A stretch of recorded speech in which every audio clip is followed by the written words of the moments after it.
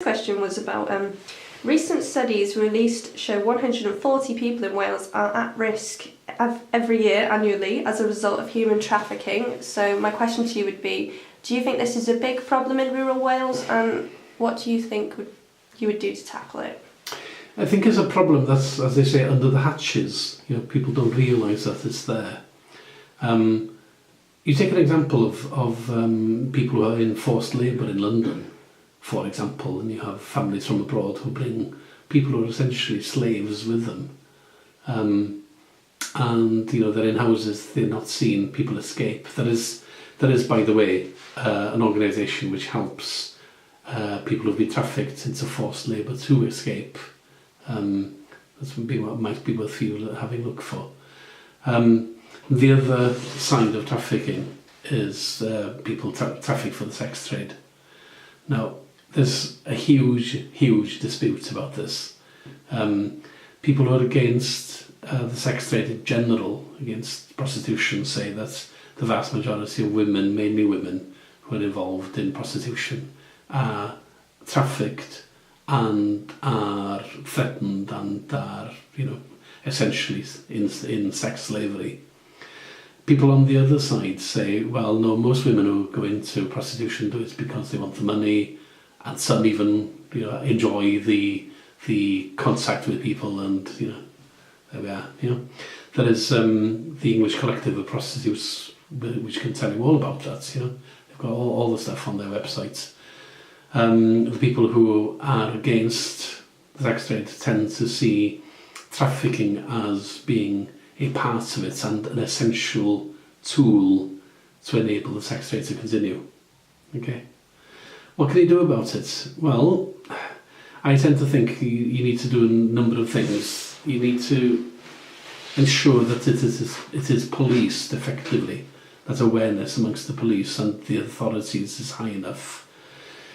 You know, because indentured labour or slave labour or modern slavery, as it's sometimes called, and that is part of trafficking.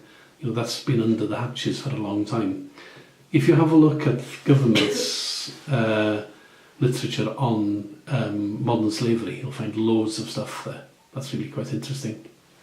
So you have to make sure that it's policed correctly. But also I think, you know, you need attitude change within society. People think, well, it's a marginal problem, it's nothing to do with me. It's something to do with dangerous foreigners who do this, and it's an argument amongst foreigners. I think 2 recent prosecutions in Wales for forced labour involved Welsh families using people who have learning difficulties to work for them for nothing, and for years, you know. And that's white Welsh people forcing other white Welsh people to do things. Trafficking is just part of this, because in parts of the world, of course, women especially are tricked to come to the UK and other Western European countries by saying, you know, you'll be working in a shop, you will be working as a receptionist or whatever, and then find that they're tricked into prostitution, that's the classic one, at least, you know. But there's a huge argument as to whether the numbers stack up, whether it is the problem, and what can be done about it. But it's an area we can really do a lot of work on, and you know, you can find things out very effectively, very quickly.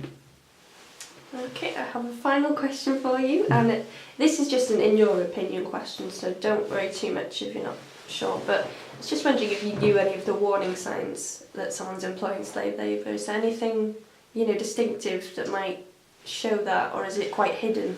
I think on the whole it is quite hidden. You know, there's some of the forced labour people tend to be in agricultural production, so it's not so much in this area where you have, you know, traditional family farms. You have farmers who are just one person, or possibly one person and another person. It tends to be in arable production, so it's sort of in areas where they grow lots of vegetables or fruits or whatever, where there's lots of casual labour. We don't have a lot of agricultural casual labour here. So that's one sort of set of warning signs. If you've got arable production, lots of casual labour, lots of coming and going, and slightly larger firms than we have in agriculture here.